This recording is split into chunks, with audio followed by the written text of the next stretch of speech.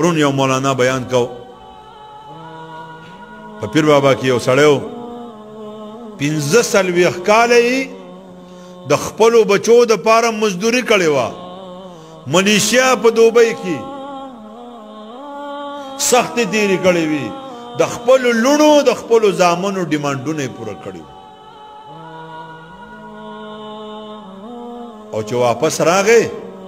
لوڼه یې واده کړي او په کور کې یوه میاشت د خپل زوی سره تېره کړه یوه میاشت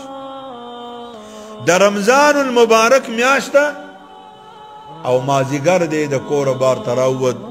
یو دکاندار ورته وایي حاجي صاحب ولې خفه یې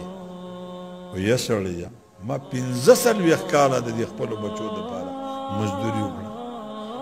زما یو میاشت شوه په کور کې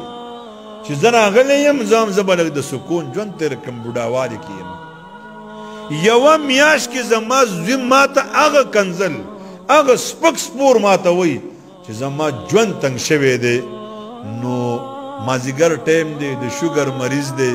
او دا لاسونه یې داسې الله ته اوچت کړل ای الله خو دا روژه مې ستا د خاطره نیولي زما دې وچو شونډو ته وګوره ما خو د خپل پلار بېعزتي نه ده کړې ما خو نور دې زلالت ژوند ته مه پاتې کوي ما نه نن دا خپل سا